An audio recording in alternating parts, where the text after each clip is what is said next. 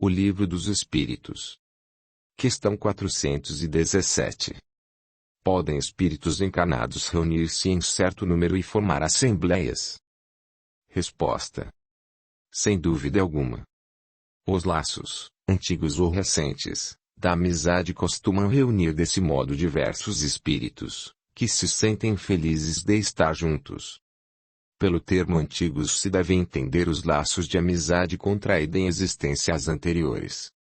Ao despertar, guardamos intuição das ideias que aurimos nesses colóquios, mas ficamos na ignorância da fonte donde promanaram. Curta, comente, compartilhe, e se inscreva, se já não o fez. A gratidão é o caminho da evolução. Capítulo 20. As declarações. Seria uma noite benéfica para todos. A ansiedade era marca patente para aqueles que esperam um milagre de transformação em sua vida. Nessa reunião, havia muitos pais ansiosos para ouvir o delegado dizer aquilo que já estavam passando e sentiam existir em sua vida, ver o esplendor da juventude do filho se perder com o uso das substâncias tóxicas que deixava o filho perder o vigor, a vontade de estudar, trabalhar, vencer, e até de viver. Nesta parte, sabemos que muitos jovens realmente esquecem a força interior e poderosa que existe dentro dele em querer viver, lutar, vencer esse mal e se entregam de vez a essa substância perniciosa que corrói até a alma, fazendo-o perder a noção da valiosa importância do presente que Deus lhe concedeu, que é a vida, abdicando dessa oportunidade esplêndida de viver. Realmente é um desperdício para esse espírito sofredor que precisa iniciar uma outra encarnação e no período de vida, poderá carregar as sequelas dos atos anteriores, na reencarnação seguinte, sendo mais um obstáculo para ele superar e vencer dignamente. A vida é um desafio constante, cabendo a cada um superá-los e superar-se para a sua própria evolução espiritual e moral, além, é claro, de todos os fatores que a vida constantemente nos presenteia, como os nossos familiares. Prestações de serviços, de contas futuras é o que reserva a todos que caminham nesta terra abençoada, onde todos de uma maneira mais amena, outros de maneira mais acentuada, passam pelas suas provas e expiações, administráveis com o uso do bom senso, da coragem e da fé em Deus.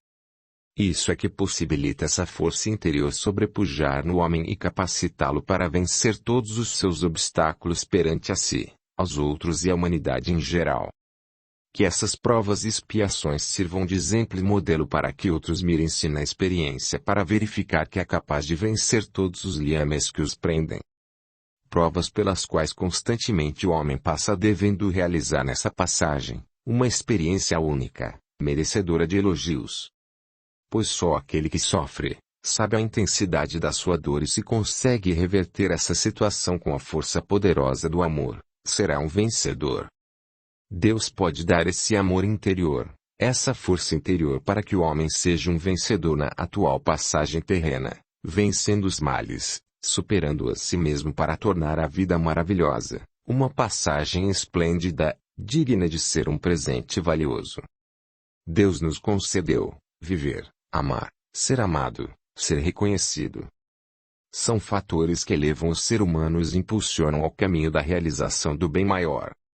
No horário previsto, o delegado Lisboa passava em frente ao hotel e percebeu que havia se enganado quanto ao paradigma referente às mulheres em geral, porque Anália estava muito bela, pronta nesse pequeno espaço de tempo e esperando-o ao lado do marido Juvenal.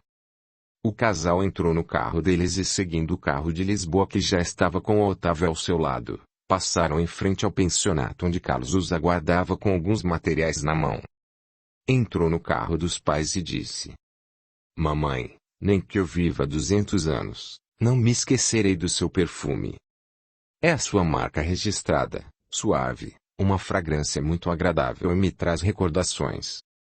Anália agradeceu o filho e perguntou: recordações boas ou ruins?" Rindo, Carlos revelou: "As duas, minha mãe. Em todos os momentos a senhora usava esse mesmo perfume." "Você acha que devo mudar o perfume que eu uso?"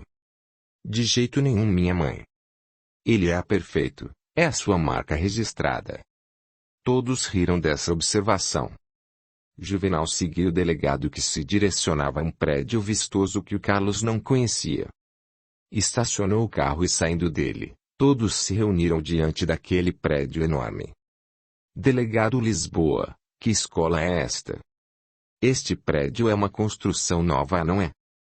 Carlos, aqui se realiza palestras para todos os tipos de pessoas, desde os pais e alunos de escolas particulares quanto às estaduais, incluindo-se as universidades. É uma obra realizada por uma entidade filantrópica e nesta noite cada um que aqui vir poderá colaborar para a Casa das Crianças com algum tipo de doação, o que desejar. Essa entidade filantrópica usará nesta noite a palestra como forma de atrair as pessoas influentes do lugar, pais, alunos e pessoas da sociedade, que desejam saber mais sobre o assunto que iremos proferir. Saiba que as nossas palestras estão fazendo sucesso e a cabeça de muitos pais e jovens também. Delegado Lisboa crê que eu serei capaz de falar com tanta gente importante nos assistindo? Carlos, deixe disso. Mas uma vez eu vou dizer que você é capaz de falar o que passou. Lembre-se, eu confio em você, está bem, delegado? Então vamos enfrentar mais esta palestra. Os pais de Carlos perceberam como o delegado era firme com o filho, ao mesmo tempo amoroso, devotando-lhe a confiança, despertando nele a capacidade de realizar o que se propunha fazer. Eles foram recebidos pelo presidente dessa entidade filantrópica que existe no Brasil todo, porém omitiremos o seu nome para não haver melindres da parte de tantas e tantas entidades existentes no país, que realizam o papel social e humanitário, com imenso bem a todos quantos são beneficiados pelo honroso trabalho das pessoas voluntárias. O delegado Lisboa apresentou Juvenal, Anália e Otávio como seus amigos e convidados dessa noite. Omitiu que o casal em questão seriam os pais do jovem Carlos para não deixá-los constrangidos. Eles sentaram nas cadeiras da primeira fila. Inicialmente o presidente, que designaremos como Sr. Aníbal, cumprimentou todos os presentes. O espaço reservado para a realização da palestra estava lotado de pessoas que haviam vindo colaborar e aprender com o que iriam ouvir. O Sr. Aníbal apresentou o delegado Lisboa, que inicialmente falou um pouco sobre a sua profissão, sobre o que percebia existir principalmente entre os jovens nos dias atuais que muito chamava sua atenção, principalmente pela dor e sofrimento que esse procedimento causava a eles próprios, aos seus pais e familiares. O delegado percebeu entre o público a presença do coronel Vergueiro com a família. Sentiu-se à vontade de falar sobre o assunto, que lhe sabia bem o que significava, porque estava passando pelo mesmo processo terrível e destruidor em que viu seu neto atravessar tristemente. O delegado Lisboa falou primeiramente a parte técnica das substâncias, o que cada uma delas causava nas pessoas, depois passou para a parte prática. O que observava acontecer com elas. Com cartazes elucidativos que fixou em um mural para que todos pudessem ver, foi explicando caso por caso, substância por substância das quais ouvia dizer que eram utilizadas, assim como as suas consequências e os danos ao organismo dos usuários. Ele percebeu que todos estavam interessados em saber mais sobre o assunto. Aproveitou para dizer sobre os casos que atendia em seu distrito e observava com tristeza que as drogas estavam acabando com a vida de muitos jovens, pais e famílias inteiras. Falou também da importância do afeto familiar, da vigilância constante em relação às atitudes do filho, principalmente com as amizades, porque os responsáveis em disseminar, em espalhar essas substâncias aos jovens, se infiltram nas escolas, nos bares, nas festas dos jovens, nos parques e até em seus próprios lares, como amigo dos seus filhos. O delegado Lisboa nessa noite fez uma abrangência maior sobre o assunto, visto que o interesse do público era grande e tinha pessoas não somente das escolas, pais e alunos, como também pessoas responsáveis da área de saúde e dos vários segmentos da sociedade. Procurou valorizar a família como um meio primeiro de observação e prevenção que esse mal se apossasse de um dos seus. Disse que essa organização era poderosa e que tinha pessoas que se destacavam nos diversos segmentos da sociedade. Disse que passava por dificuldades diante dos abusos dos componentes dessas organizações, que se infiltram de maneira absurda para poder usufruir de todos os meios sociais, para poder espalhar esses produtos maléficos para a saúde e a sociedade.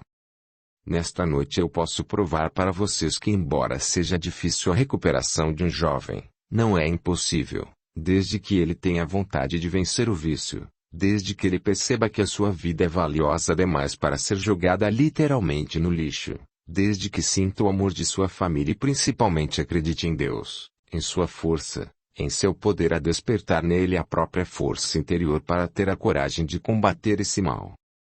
Sei que é uma luta difícil, desigual porque é mais fácil ser vencido pelo vício do que lutar. Essa luta tem que ser constante, a cada dia vencendo o vício, tornando-se livre para poder viver sem essas amarras, viver a vida como deve ser vivida, com responsabilidade, com amor e saber que deve essa vida a Deus e aos pais. Que ninguém, ouça bem, ninguém tem o direito de estragar a vida de um inocente. E seguiu. O direito de viver todos têm o dever de cuidar da vida também. Agora ouçam o depoimento deste rapaz que passou por todos esses problemas e hoje é um vencedor, trabalha, estuda, irresponsável no que faz, é ótima pessoa e cumpridor do seu dever. É uma pessoa especial para mim e todos que convivem com ele sabem do seu valor. Carlos timidamente se aproximou de Lisboa que o abraçou e ao pé do ouvido falou. Agora é a sua vez, sucesso. Carlos sorriu e Lisboa desceu as escadas daquele palco sentando-se ao lado dos pais dele, visivelmente emocionados ao ver o filho dar um depoimento sobre a sua vida, desmascarar diante de todos o seu sofrimento, as suas questões pessoais, coisas que o orgulho de Juvenal ainda coibia essa transformação completa nele. Carlos cumprimentou os presentes e disse: Boa noite a todos. Primeiramente gostaria de dizer que dos 15 anos até os 20 anos, a minha vida não serve de exemplo para ninguém. Até os 15 anos eu tive uma vida normal como qualquer jovem adolescente com os seus questionamentos, com os seus períodos de paz, outros de luta interior e que levam-nos a amadurecer em todos os sentidos. Após essa idade eu posso dizer que através de um rapaz amigo da família de um amigo, ele começou a trazer determinadas substâncias que a princípio eram utilizadas esporadicamente, apenas nos saraus que eram realizados pelos jovens da nossa cidade. Depois foi ficando cada vez mais difícil conviver sem elas, tornando-me um viciado dessas substâncias aos 19 anos e até os meus 20 anos vivi um tormento completo. A minha vida era um tormento sem fim. Após um intervalo ele segue. Lembro-me com tristeza do sofrimento que causei aos meus pais, do período que fiquei completamente alheio ao mundo à minha volta, e aos estudos também. Dos meus amigos, alguns caíram fora logo, após os primeiros usos, porque o organismo deles não aceitava dando-lhes terríveis sinais do mal que fazia. Para outros a decisão de parar com o uso foi logo no início, quando perceberam que estavam se tornando dependentes, caíram fora, assim como de nossa vida. Por isso eu digo, que a responsabilidade em continuar é só nossa. A gente tem oportunidade de parar de usar essas substâncias e evitar a aproximação daqueles que nos passam esses perigos. Tudo depende da força interior, de alguém que lhe dê a mão no instante em que realmente vai cair no submundo. Emocionado ele prossegue. Essa força é o amor, é a vontade imensa em vencer e não ser vencido por algo tão pequeno, mas que faz um estrago enorme na vida da gente. Digo-lhes com pesar que infelizmente prossegui até o final do fundo do poço como dizem. Felizmente recebi ajuda para me reerguer. Estava caído literalmente uma mão poderosa me soltou desse lamaceiro, desse mundo no qual eu luto para que os jovens não façam da sua vida o mesmo que eu fiz. Hoje eu penso em como fiz os meus pais sofrerem e em como eu sofri e não conseguia me reerguer. Uma pessoa maravilhosa me ajudou nessa mudança de retornar à vida normal e essa pessoa é merecedora de todos os elogios. Entendendo a magia do momento ele seguiu. Até hoje eu nunca disse o nome dessa pessoa nas palestras. Creio que está na hora de revelar. Esta pessoa é o delegado Lisboa que me ajudou a recuperar a minha autoestima, a minha força interior, a amar a vida novamente, a ter coragem de lutar dia após dia contra esse mal, a querer viver. Ele foi uma pessoa especial e devo isso a ele. Foi por isso que nós decidimos fazer as palestras e mostrar aos jovens sobre os perigos, aos pais, que tudo pode se reverter, que poderão ter o filho limpo dessas substâncias, através do amor, de sua força, da fé em Deus, e a sociedade em geral para que atue firmemente em combater esse mal, atuando no desmanche dessas organizações que ameaçam tantas famílias. Aprender a não ver o jovem com os olhos daquele que o crucifica, ainda mais julgando-o, porque, só a Deus essa competência é válida e sim ajudá-lo a se recuperar. O delegado Lisboa subiu ao palco agradecendo as palavras de Carlos abraçando emocionado. Juvenal ficou de pé e subiu os degraus juntamente com Lisboa, abraçou o filho e chorando emocionado disse: Espero que ouçam o que este pai emocionado vai lhes falar. Eu sou o pai de Carlos, este rapaz que fez o depoimento nesta noite. Posso dizer-lhes que assumo grande parte da responsabilidade do que aconteceu ao meu filho. O pai chorava emocionado, procurava acalmar-se para continuar a falar. Contou sobre o período de criança dele, da falta que ele fez, do não companheirismo, das suas predileções, do julgamento errado que fazia diante do que pensava ser o certo naquela época, diante da grande falha que ocasionou no filho. Completou dizendo que Carlos é o seu único filho e que ele havia sido um fracasso verdadeiro como pai, que havia sido apenas um mantenedor da família, ao passo que os filhos querem o amor dos pais, o companheirismo é o que fica, a confiança de poder dividir os seus anseios, os seus problemas. Diante de todos, Juvenal pediu desculpas ao filho levando o público às lágrimas, ao ver pai e filho abraçados, chorando convulsivamente diante do que havia acontecido nas suas vidas e diante de todos que seria o melhor exemplo que precisariam para se reerguer desse drama, de evitar que houvesse novos casos semelhantes a esse pela falta de amor, pela incompreensão, pela falta de companheirismo, pela falta de confiança. Filhos são responsabilidades para a vida toda, não apenas como bibelos para serem mostrados e sim aperfeiçoados para progredirem nessa encarnação. Essa palestra selou a união, o vínculo maior que essa família precisava. Não havia culpados e sim consequências de atos mal pensados. O bom é que o pior não aconteceu ao Carlos que teve Lisboa como seu anjo guardião que lhe deu a mão e o impulsionava ao progresso, não apenas moral, assim como intelectual e espiritual. O Livro dos Espíritos. Questão 208. Nenhuma influência exercem os espíritos dos pais sobre o filho depois do nascimento deste. Resposta. Ao contrário. Bem grande influência exercem. Conforme já dissemos, os espíritos têm que contribuir para o progresso uns dos outros. Pois bem, os espíritos dos pais têm por missão desenvolver os de seus alhos pela educação. Constitui-lhes isso uma tarefa. Tornar-se-ão culpados, se vierem a falir no seu desempenho. Capítulo 21. Os companheiros.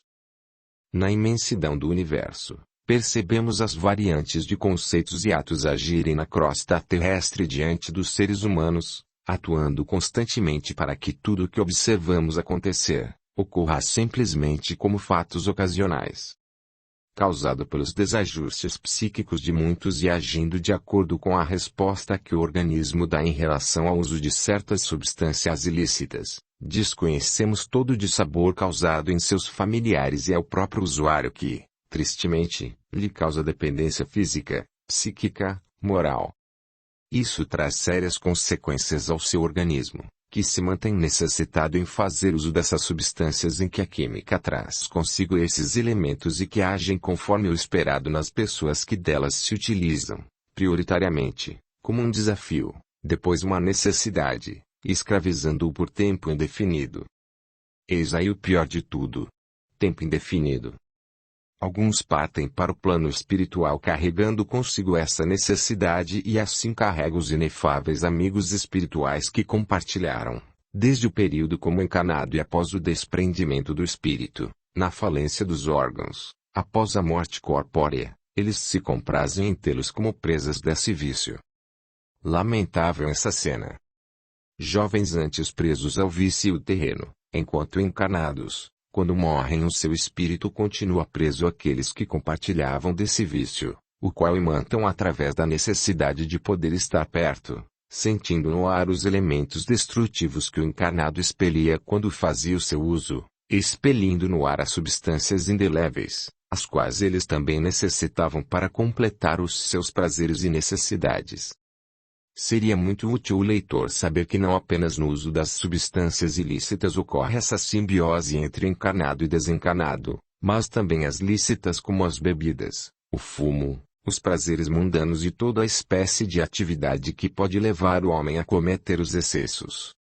Saiba que nunca estamos só, sempre terá como companhia algum ou alguns desencarnados que o compele a agir segundo a sua vontade ou a vontade deles.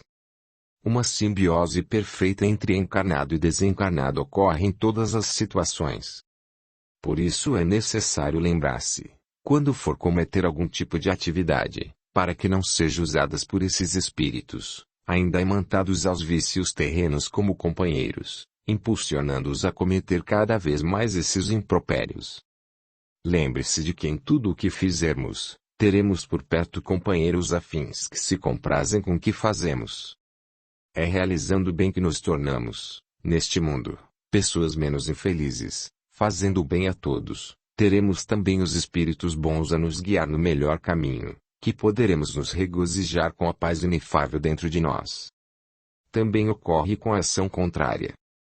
Se agirmos, tendo atitudes que possa prejudicar a nossa saúde ou a vida do próximo, saiba que temos companheiros espirituais que possuem esse mesmo tipo de sentimento e também agem induzindo-nos através dos pensamentos, impelindo-nos a realizar todo tipo de atos nas diversas circunstâncias que observamos concorrer para o mal.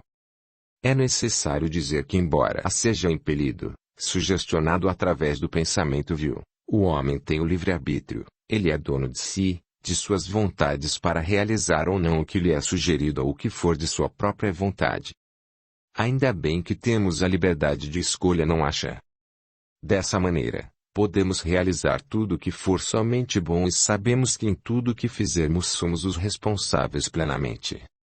Ser dono desse corpo, ser responsável por seus atos é de imensa importância que todos devemos nos lembrar constantemente. Por isso, devemos lutar contra os maus pensamentos, não nos deixarmos levar pelas constâncias desses maus pensamentos, porque sabemos que tem algo mais agindo além do que a sua simples maneira de pensar. Nesses casos, certamente temos como companheiro algum espírito que se compraz no mal ou algum espírito adversário nosso de outra encarnação e que quer ver-nos no mau caminho, tornando-nos um espírito devedor dos maus atos cometidos. Ligar-se a bons pensamentos, boas atitudes, bons relacionamentos é o meio mais eficaz de tornar-se um vencedor diante das vicissitudes terrenas, onde pululam espíritos diversos que, assim como os encarnados, trazem ainda muitas imperfeições. Pensar no bem, fazer o bem, instruir-se sobre o assunto é o meio mais eficaz de precaver-nos contra esses tipos de funestas manifestações, que nós realizamos e somos compelidos a fazer diante da nossa invigilância constante e aceitação das sugestões indevidas. É importante que cada um tenha o discernimento do que seja um bom pensamento e do que seja um mau pensamento. A ação é sua, a escolha é sua, terá como companheiros espirituais aqueles relacionados e relativos aos seus atos e pensamentos. Portanto, todos temos o dever de escolher seguir o caminho do bem para o próprio progresso moral e espiritual. Quando passamos a entender que somos os responsáveis pelos nossos atos e que temos o livre-arbítrio para escolher o caminho reto, digno, que nos torne melhor, então não resta dúvidas de que o melhor caminho, o reservado para os justos e pacíficos, é o do bem.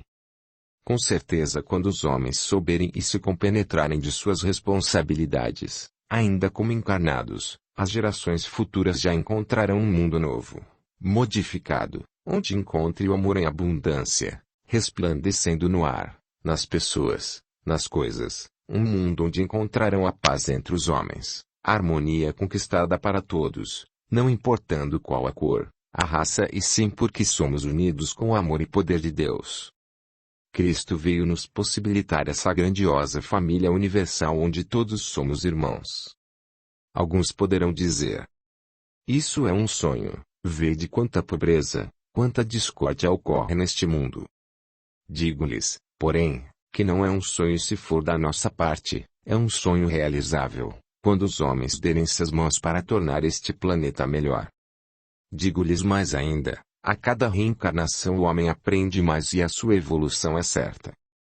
Os espíritos têm as oportunidades para aprender e corrigir as suas imperfeições, seja ainda como desencarnados ou como imposições de uma reencarnação compulsória, onde reencarna, muitas vezes, em um lar onde possa trabalhar em si o que precisa para se melhorar ou em um corpo que o possibilite burilar-se dos seus mais interiores defeitos de comportamento, realizadores em uma encarnação anterior à nessa atual.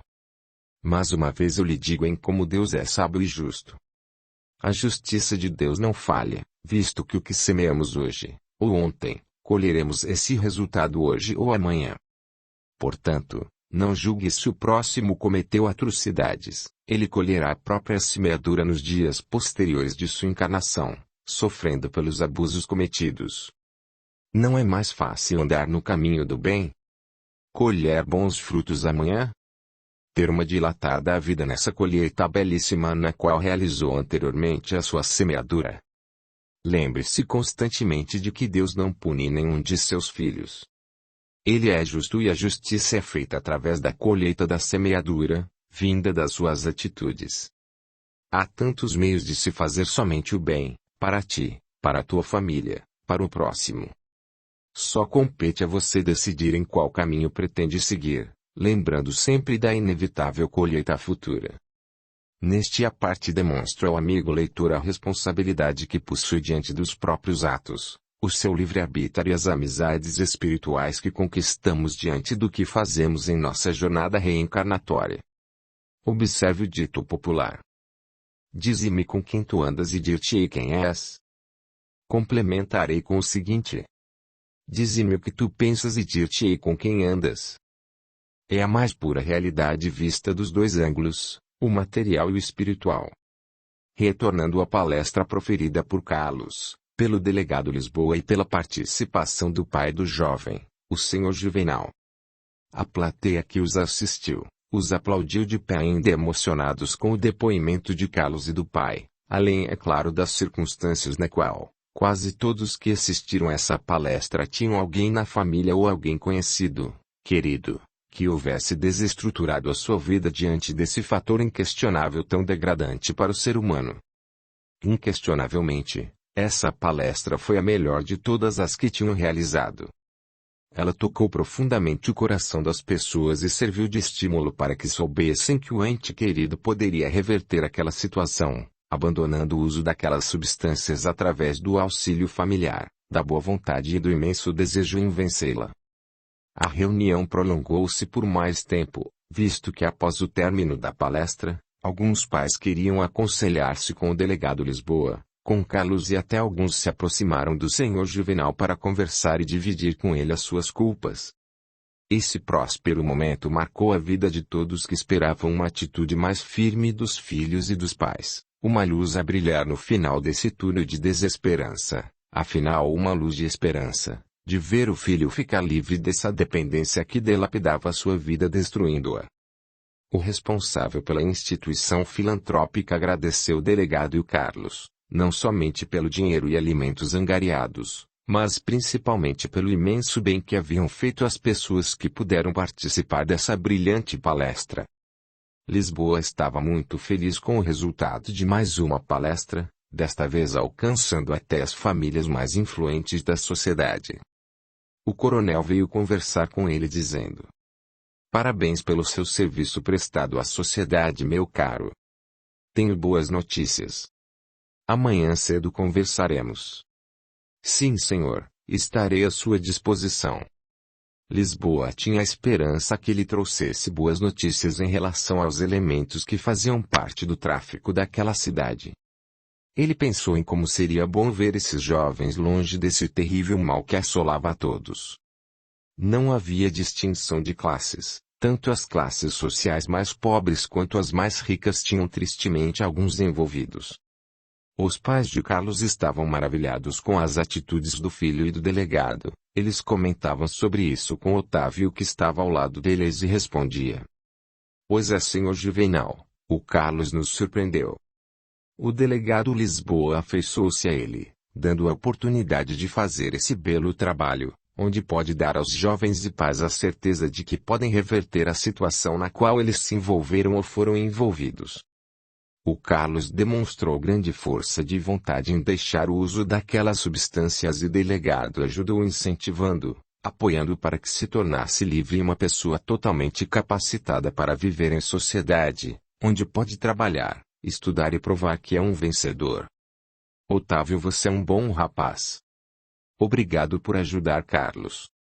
Será que é demais se eu pedir uma coisa a você? Pode falar, senhor Juvenal. Se eu for capaz de realizar ou responder o que me pede, assim o farei. Otávio, permita-me ajudá-lo também. O que eu poderia fazer por você para demonstrar a minha gratidão? Senhor Juvenal, poderá fazê-lo apenas da maneira mais simples. Demonstrando a sua amizade. Amigos são joias raras, assim já dizia a minha mãezinha, que Deus a tenha. Juvenal sorriu e falou: Otávio, o que a senhora sua mãe lhe disse é a mais pura verdade. Saiba que amigos são joias raras e você é um desses de quilate raro de se achar. Eu agradeço, senhor Juvenal, não fiz nada, eu não mereço essas palavras. O delegado Lisboa, sim. Ele é quem fez todo o trabalho com o Carlos, transformando-o no homem que é hoje, capaz, autoconfiante, trabalhador e estudioso. Sabe que eu admiro o Carlos. Poucos fariam o que ele fez. É uma verdadeira joia que o demorou um pouco para mostrar o seu brilho. Dona Anália agradeceu Otávio dizendo que ele havia se espelhado nos amigos e a gratidão dela era imensa. Foram interrompidos com a vinda do delegado Lisboa, que foi ovacionado por eles. Os pais de Carlos abraçaram-no comovidos e a gratidão que devotavam ao delegado era algo imensurável. O senhor Juvenal fez-lhe a mesma pergunta e proposta que havia feito a Otávio. Lisboa sorriu e completou: Vocês não imaginam a minha satisfação em ver Carlos recuperado. Hoje ele é um cidadão capaz de realizar o que desejar nesta vida. Vocês plantaram nele a sementeira do bem. Apenas algumas atitudes não foram corretas, mas na época não haviam dessa forma. Apesar disso e de tudo o que aconteceu com ele, conseguiu tornar-se um cidadão respeitável nesta cidade onde todos gostam dele e o admiram. Vocês têm a noção do quanto eu me apeguei a esse rapaz nesse período? Os pais ouviam entusiasmados o delegado falar. A cada dia eu ficava na expectativa de ver como ele reagiria. Foi uma luta árdua. Finalmente ele readquiriu a força interior e a fé em Deus foi o fator determinante, onde agarrava-se ela dia e noite para suportar aquele período de abstinência. Ele foi um vencedor graças a Deus. Hoje ele está limpo, um cidadão que incentiva os outros a ser o que ele é, um vencedor, um batalhador. Não há maior alegria do que vê-lo assim, como está nos dias de hoje. O que vocês poderão fazer por mim é o que farão por Carlos, dá-lhe o apoio à distância, e venham visitá-lo com mais constância. O importante é ele descobrir que é capaz de vencer com os seus próprios meios e méritos. Tudo que é mais difícil para ser conquistado, torna-se mais valoroso. E seguiu. Dê-lhe o valor que merece, não o force a voltar para sua terra. Deixe que ele se sinta seguro o suficiente para enfrentar a sociedade de lá. Quando ele decidir, saibam que o fez pela vontade própria. Já é uma pessoa sofrida, deixe-o, não force uma situação que poderia atrapalhar essa belíssima recuperação dele. Delegado Lisboa, o que falou tanto eu quanto Anália já tínhamos conversado sobre o assunto. Creia que nós pensamos exatamente como o senhor nos disse. Também achamos que o melhor lugar para o Carlos viver no momento é aqui ao seu lado e ao lado de Otávio. Se um dia ele quiser voltar para casa, saiba que o receberemos em clima de alegria, de satisfação imensa. É por isso que nós estamos em dívida com o senhor. Nem pense nisso, senhor Juvenal. O que fiz foi porque as circunstâncias me levaram a isso e eu gosto desse rapaz.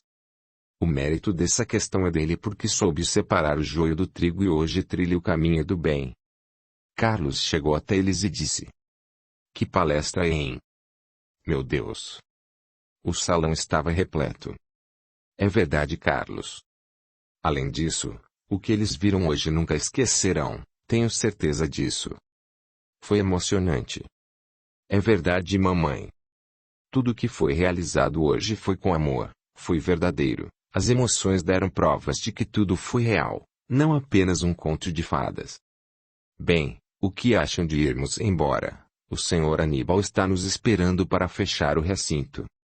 Sim, vamos, delegado Lisboa.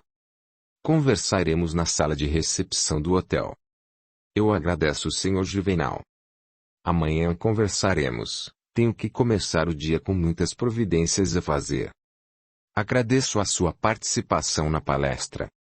Ela foi contundente para que vários pais sentissem a realidade que faz parte de alguns deles nessa dimensão ou próxima. Sairei e irei à frente até a rotatória. Desse ponto em diante o Carlos já conhece e os levará até o hotel que não é longe da pensão na qual o Carlos mora. Assim combinado, despediram do Sr. Aníbal e cada qual retornou aos seus pontos de saída. Carlos e Otávio conversaram mais um pouco quando o delegado levou até a sua casa.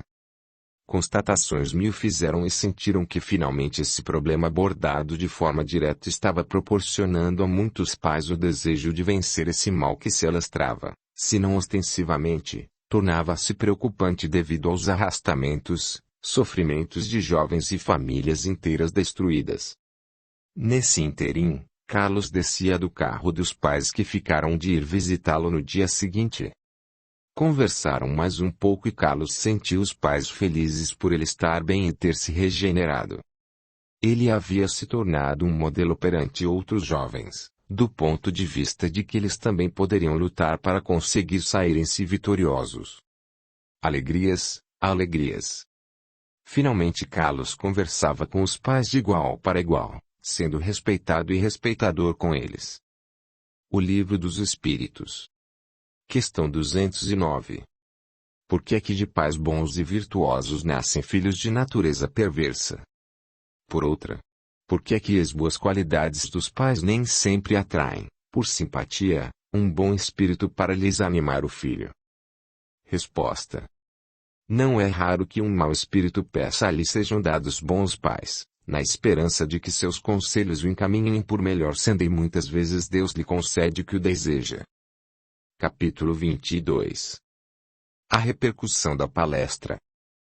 Nada como haver um dia após o outro e uma noite entre eles para que os homens possam refletir sobre os seus atos, sobre as circunstâncias, sobre as consequências dos seus feitos. Belo dito popular, e nele se compraz o coronel Vergueiro envolvido pelos pensamentos. Já havia arquitetado um plano para vencer o principal agente do tráfico daquela cidade. Em uma das reuniões em que participou, percebeu que quem dava as ordens e comandava as equipes era o Sr. Geraldo. Um homem bem articulado que não conhecia, nem sabia o que fazia de sua vida, enquanto o cidadão comum sabia apenas que tinha uns guarda-costas para protegê-lo. Nessa reunião ficou marcado que um enorme carregamento de drogas iria chegar e seria colocado nesse lugar onde estavam reunidos.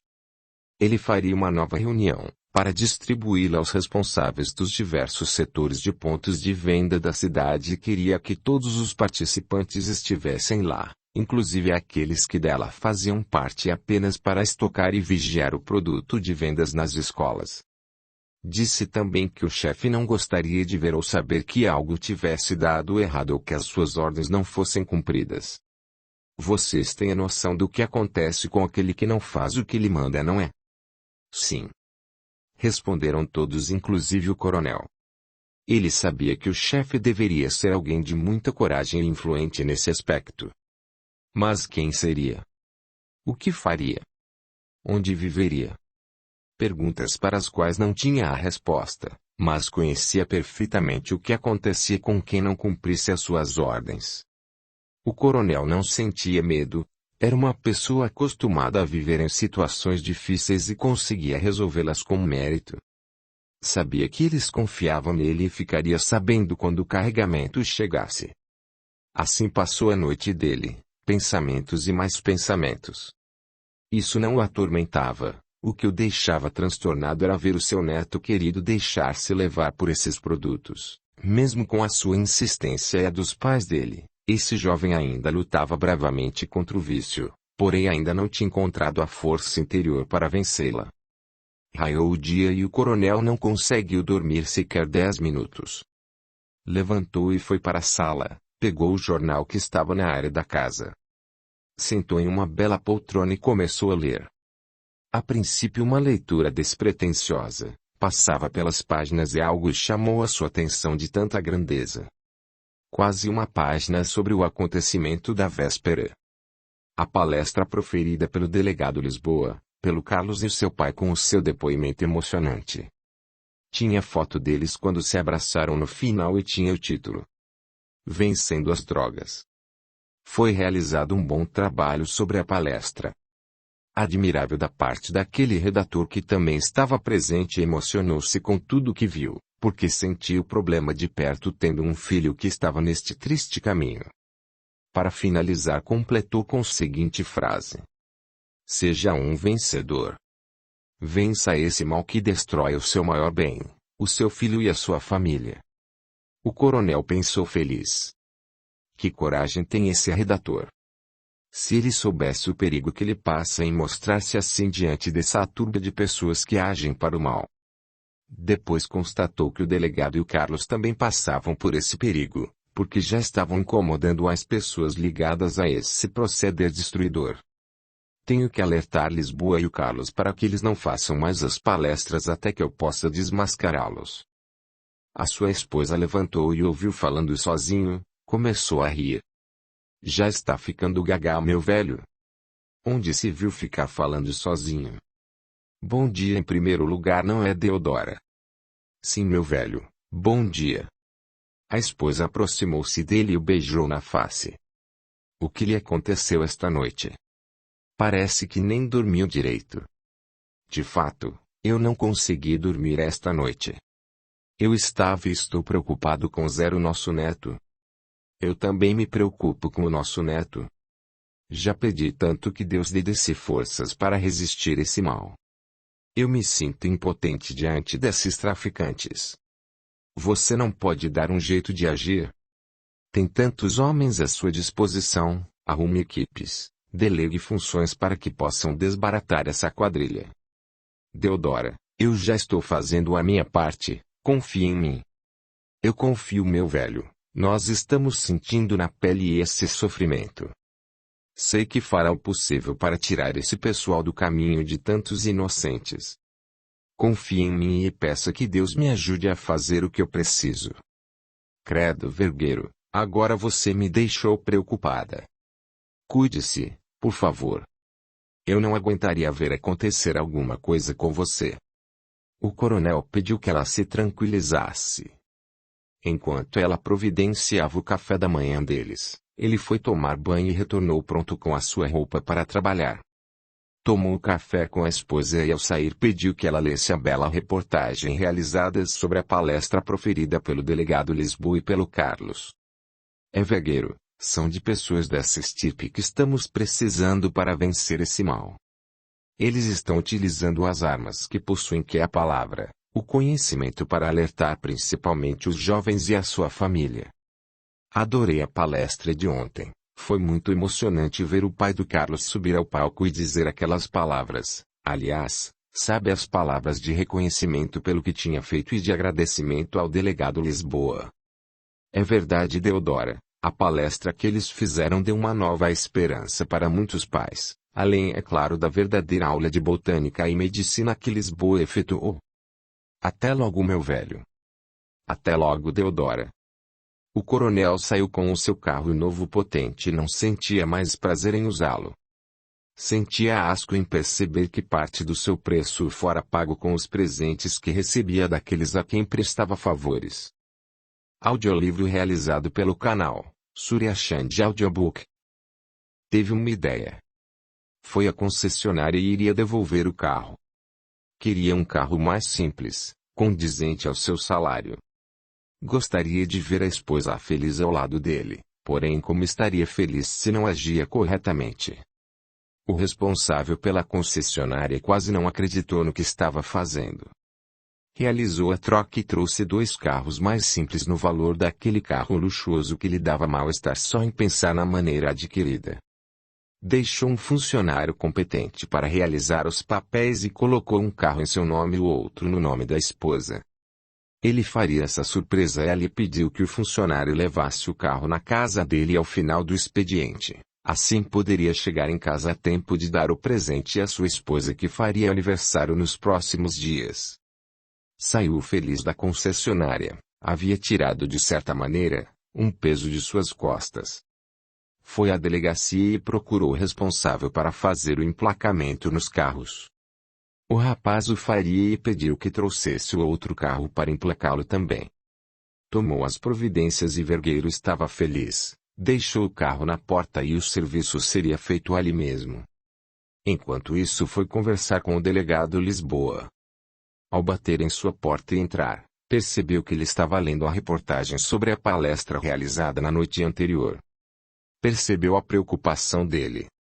Lisboa, veja só a repercussão da palestra de ontem. Observe que a opinião foi unânime, todos gostaram e sentiram-se envolvidos com o assunto proferido. É verdade, coronel, porém percebo que teve um alcance muito além do que eu supunha. Este serviço humilde da nossa parte tomou uma dimensão muito maior, agora que saiu publicado esta reportagem sobre o assunto. Lisboa, vamos pensar. Essa palestra teve 2 aspectos que devemos nos atentar. Primeiro aspecto, você falou brilhantemente sobre as drogas, os seus efeitos no organismo das pessoas alertando-as, depois o depoimento de Carlos seguido do pai dele. Acredito que você acertou em cheio esses familiares. Agora outro aspecto de relevante importância. Como esse noticiário vai abranger outras pessoas, atingirá até aqueles os quais estamos querendo prendê-los. Sei que essa notícia irá atingi-los em cheio. Infelizmente eu volto a repetir, amigo. Você corre o risco de vida, assim como esse rapaz corajoso que abriu seu coração falando da sua vida diante de todas aquelas pessoas. Acredito que vocês devem tomar cuidado redobrado daqui para frente. Penso inclusive que devam esperar que eu consiga fazer o meu plano funcionar primeiro, para fazerem a palestra depois, sem o perigo de algo pior lhes acontecer através desse povo em questão. Era exatamente nisso que eu estava pensando quando o senhor entrou em minha sala. Eu estava percebendo a dimensão do meu trabalho a princípio humilde se transformar nesse potencializador imenso para combater o tráfico. Realmente acredito ser agora uma pedra no sapato deles. É verdade, delegado, se antes já era um pedregulhinho, agora virou uma pedra que será capaz de atuar neles de maneira na qual eu nem ouso dizer. Muito cuidado, por favor, se cuide e avise ao Carlos para se cuidar também. Agora eu vou lhe contar o que fiz com aquele carrão que me viu da última vez. Conte-me, coronel. O coronel contou-lhe o seu feito e Lisboa admitiu que realmente ele estivesse mudado e estava tentando modificar a sua vida e de certa maneira os seus modos e maneira de enxergar a vergonha que tanto mal lhe fazia, ao passar para o lado errado. Percebeu que ele tentava se redimir de alguma maneira. Parabéns, coronel. O senhor agiu mais sensatamente. Agora, Lisboa, ouça o que eu vou lhe dizer.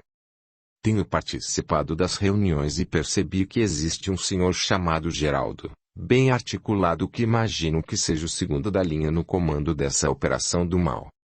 O chefe mesmo eu não tenho ideia de quem seja, nunca o vi, nem dão dicas de quem quer que seja. Eu tentei de várias maneiras, com pessoas diferentes saber quem é e todos são unânimes ao dizer que desconhecem quem seja. O negócio é mesmo fechado a 7 chaves. Seguiu falando, estou impressionado com a organização deles. Temo que o chefe deles seja alguém influente na sociedade com o qual a gente não sabe e até pode ser que viva em nosso meio. Penso assim, por mim. Quem iria imaginar que justamente eu estava envolvido até a raiz do cabelo com gente dessa espécie? É verdade, coronel. A situação é muito difícil para todos nós. Estamos agindo no escuro. Temos que tomar muito cuidado. Pois é Lisboa, veja só o que eu soube. Isto aqui é confidencial e espero poder contar com a sua ajuda em desmantelar essa organização. O coronel contou tudo sobre as reuniões. As pessoas que faziam parte das mesmas. Revelou que a maioria que pertencia a esse quadro possuía pouco estudo e péssimas condições econômicas. Percebeu que eles tentavam adquirir alguns proventos de forma tristemente abusada, conquistada com os serviços de proteção, alguns com mais destaque e alguns que serviam de pequenas colmeias onde existia mini-organização dentro dessa maxi-organização. Olhe Lisboa, nunca imaginei que existia uma organização tão perfeita desse jeito. Parece-me coisa de alguém muito inteligente. Com certeza delegado, de alguém muito instruído, com certa ascendência sobre os demais.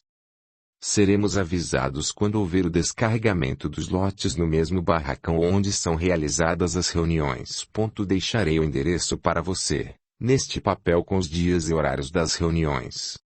Se algo me acontecer, você já está a par disso tudo.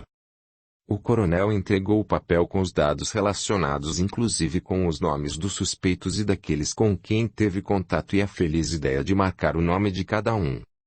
Eu agradeço a sua confiança, coronel. Acredita que também corre o risco de morrer, assim como eu e o Carlos? Como saber o que esse chefe pensa não é Lisboa. Devemos nos cercar de todo cuidado porque eles não dormem em serviço. Além do mais, precisarei contar com o seu reforço policial e seria grato se mantivesse contato com o delegado de sua total confiança para que ele possa nos enviar uma tropa da cidade dele, para que efetuemos a prisão dessas pessoas. Será uma operação grandiosa e não posso contar com as pessoas desta cidade. E agora, coronel? Para quem pedir auxílio se nem o Senhor confia em seus próprios homens? Peça que Deus te ilumine e envie os pensamentos adequados para me ajudar nessa operação que deve ser feita a qualquer momento ou nesses próximos dias. Agora me dê licença, Lisboa, tenho que tomar outras providências antes de ir à minha secretaria. Eu quero chegar lá de carro novo. Quero só ver a reação de uma determinada pessoa. Aquela relacionada à organização? Sim, o Joel, quero ver o que ele vai me perguntar. Sei que ele irá contar para o chefe e eu seguirei assim que sair do serviço. Cuidado, coronel, quer alguns homens à sua disposição? Eu agradeço, Lisboa, tomarei os devidos cuidados. Se assim deseja, assim será. Por favor, se tiver algum problema me comunique imediatamente. Fique tranquilo, eu sei o que fazer. Está bem, coronel, Deus o ajude. Eu agradeço a ajuda de Deus, porque nessa hora só Ele é quem pode nos proteger. O coronel saiu e tomou as providências cabíveis para que a sua esposa recebesse o carro no final do dia.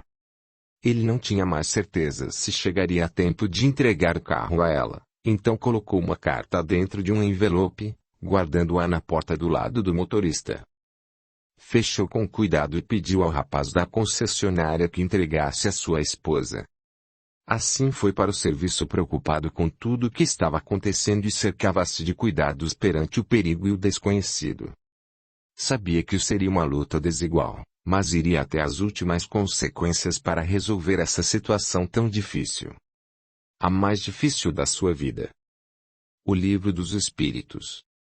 Questão 259. Do fato de pertencer ao espírito à escolha do gênero de provas que deva sofrer, seguir-se-á que todas as tribulações que experimentamos na vida nós as previmos e buscamos.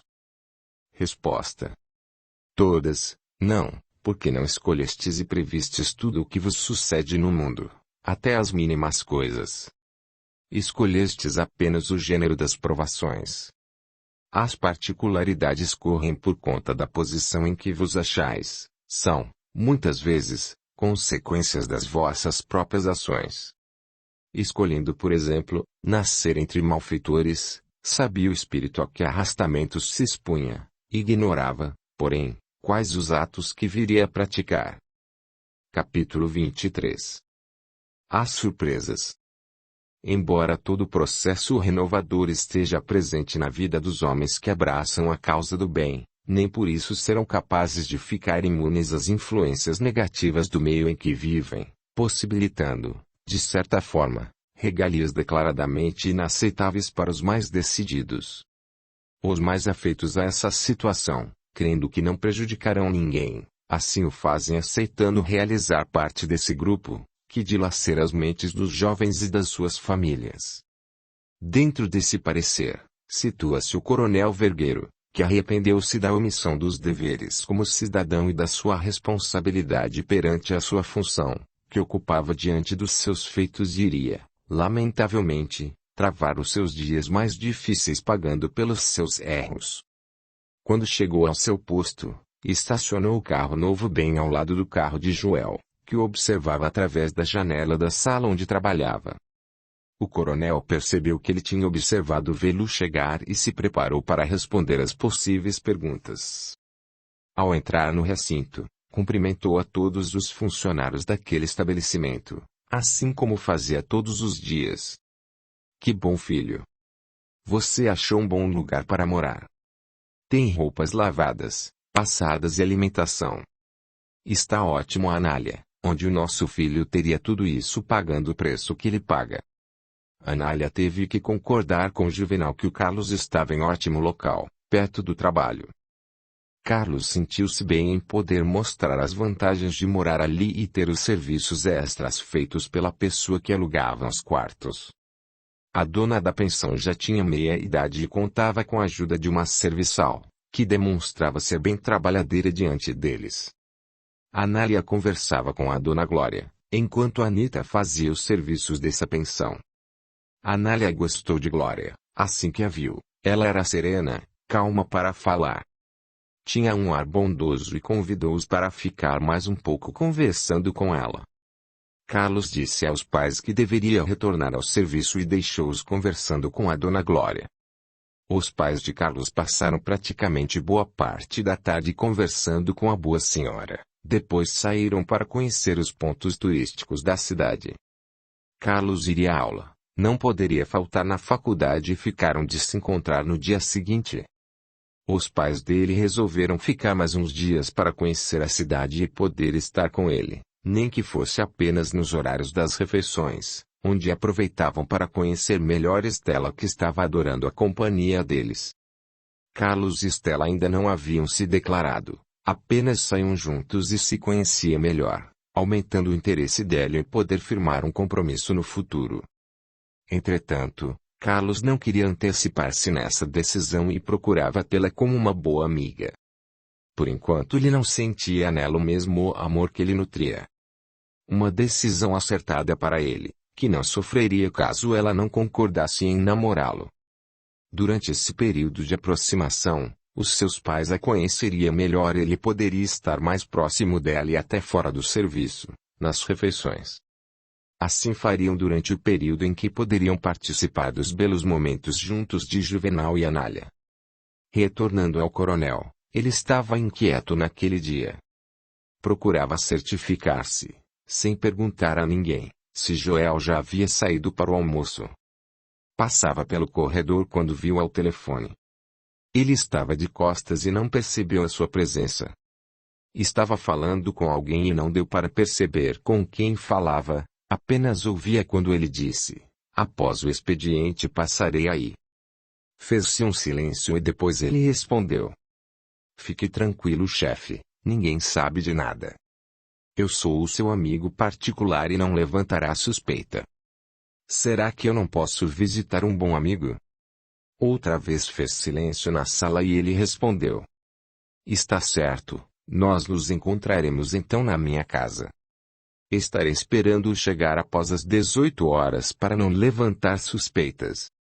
Combinado, abraços, até logo. Sim, até mais tarde, nos veremos. O coronel sorria no corredor enquanto retornava ao seu gabinete e pensava: bingo! Acertei na mosca. Hoje finalmente saberei quem é esse chefe da organização. O coronel realizou o trabalho aparentemente sossegado. Sabia onde Joel morava. Saiu mais cedo e conversou com o delegado Lisboa, que preferiu ir junto dele para verificar isso em local público. Estacionaram um carro em uma rua paralela de onde poderiam visualizar a chegada dessa pessoa representante da escória da sociedade.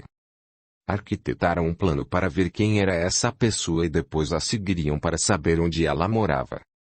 Que bela oportunidade de chegar até o responsável dessa organização, coronel. Eu nem acredito que isso se torne realidade para nós. E pensar que tudo aconteceu porque eu troquei de carro. E agora que eles não têm como referência aquele carrão, poderei andar por algum tempo sem medo de ser seguido. Os dois seguiam o caminho para a casa de Joel e chegaram bem a tempo de vê-lo chegar à casa e estacionar o carro na garagem. Foi recebido pela esposa que o aguardava ansiosa. Joel, meu querido, o Horácio pediu que eu avisasse que o combinado não deu certo. Seria melhor você ir até a casa dele porque teve um imprevisto e chegarão umas visitas na casa dele ainda esta noite. Joel passou as mãos na cabeça e falou: o que fazer, não é, minha bela? O jeito é enfrentar a fera na casa dele. Vá com cuidado, Joel, o Horácio não me parece uma pessoa muito boa. Não se preocupe, eu sei como agir com ele. Lisboa e Vergueiro viram a cena, mas não ouviram a conversa deles. Presenciaram Joel entrar no carro dele e sair novamente. Lisboa falou: é melhor irmos atrás dele, vamos ver aonde ele vai. Sim, é melhor mesmo. Ele poderá ir à padaria assim como ir à casa desse chefe. Quem sabe houve mudanças no plano dele. É verdade, coronel. Procuraremos segui-lo à distância. Joel não percorreu muitas ruas e estacionou diante de uma bela casa que tanto Lisboa quanto o Vergueiro conheciam muito bem. Estavam diante da pessoa mais influente da cidade. Ele procurava participar de todos os eventos realizados na cidade, doando poupudas e generosas contribuições às obras de caridade. Quando viram Joel entrar no portão que foi aberto por dois guardas que ficavam de plantão, perceberam que ele era muito conhecido deles. Subiu as escadas da casa e foi recebido por Horácio, que o aguardava impacientemente e logo queria dispensá-lo, porque receberia visitas beneméritas em pouco tempo. Lisboa e Vergueiro ficaram boquiabertos em ver aquela cena. Por momentos só diziam: meu Deus! E agora o que vai fazer, coronel? Não tenho nada a fazer por enquanto, Lisboa. Ainda preciso me aprofundar mais nessa história. Creio que a minha veia investigativa deu certo no dia de hoje. Aguardemos os fatos. Amanhã teremos uma reunião de última hora. Ela não é realizada nesse dia. Irei até lá para saber o que vai acontecer. Por favor, entre em contato com o seu colega da cidade vizinha. Lá existe muitos soldados. Peça ao delegado Dirceu que mobilize os seus soldados e esteja à disposição quando eu der ordens de atacar. Acredito que o chefe Horácio fará parte dessa reunião especial. Ele nunca aparece diante de todos a não ser em raros casos, assim mesmo toma os devidos cuidados, se disfarçando através de chapéu, óculos escuros. Dentro da casa a conversa era a seguinte. E aí, Joel, qual é o motivo dessa conversa? Horácio, eu queria lhe dizer que o coronel vendeu o carrão que lhe proporcionamos dando uma parte do montante dele. Por que, Joel? Não era o sonho dele? Eu também fiz a mesma pergunta a ele. O que ele respondeu? Disse-me umas palavras que eu não gostei e depois falou que o carrão estava chamando a atenção por onde ela passava. Não vejo nada demais nisso, Joel. Realmente era um carro grandão e chamava a atenção mesmo por onde passava. Ele está correto. E o que você não gostou? Bem, ele disse que não me deve dar obrigações da vida dele. Horácio caiu na risada. Você foi muito infantil e incisivo, também abusado, meu caro. Saiba a maneira certa de fazer as suas perguntas. Há tantas maneiras de fazê-las. Onde você viu algum coronel gostar de prestar contas da vida dele? Ele já está fazendo demais, nos ajudando e prestando serviços, nos contando sobre as ocorrências que farão para tentar prender os traficantes do narcotráfico. Volte para casa e deixe esse orgulho bobo de lado. Ele é assim mesmo, autoritário, prepotente e acho que você está pegando essa doença também. Não veja coisas onde elas não existem, meu caro. Bem, se assim eu vou embora. Até amanhã na reunião do galpão. Até amanhã, Joel. Durma sossegado, tire esses grilos da cabeça. Os dois se despediram e Joel desceu as escadarias com ar de quem não havia gostado da conversa. Ele queria insuflar o Horácio a agir contra o coronel, mas não tinha conseguido realizar o seu intento. Esse aspecto foi observado pelos ocupantes do carro que estava relativamente próximo da casa de Horácio. Lisboa, acho que a reunião não foi como Joel imaginou. A reação de Horácio não foi aquela que ele esperava. Veja só, ele está em pé na área da sua casa tranquilo e até sorriu ao vê-lo sair. Realmente, coronel, esse Joel é uma pedrinha em nosso sapato. Ele é um pau mandado, isso sim, um borra-botas. Quero ver quando a coisa apertar para o lado dele, se vai mostrar esse ar superior que ostenta. Agora que ele saiu e os guardas também, vamos embora. Vamos parar perto da casa dele e verificar se já retornou à sua casa ou se parou em outro lugar. Realizaram o caminho de volta pensando em Horácio, nos seus feitos. Esse Horácio realmente nos passou a pena, coronel.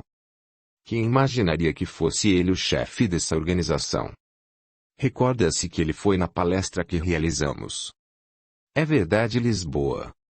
Ele estava lá com a família dele. Ele veio conversar comigo e eu disse que o assunto em pauta me interessava. Ainda bem que não falei sobre o problemão pelo qual estava passando. Ele foi cumprimentar o Sr. Aníbal, o presidente da entidade filantrópica, e deu uma boa soma em dinheiro, isso eu vi. Que homem esperto. Diante da sociedade ele mostra-se o melhor dos homens, caridoso, bom pai de família. E por trás faz esse papelão. Ah! Temos que desmascarar esse gatuno, coronel. É por isso que precisamos fazer tudo direitinho sem levantar dúvidas. Vamos nos programar direitinho. Amanhã você fará isso. Eu farei a minha parte e antes da reunião entrarei em contato com você novamente. Não é justo que o Horácio permaneça fazendo esse papel e nós de otário diante dele. O delegado Lisboa admitiu que o plano era perfeito. Sabe, coronel, quando agimos corretamente, Deus nos ajuda. Precisaremos muito dele amanhã com certeza, não será fácil para ninguém. Sabemos que ele virá armado e nós iremos também. Só Deus para nos guiar os passos, os pensamentos e os nossos atos.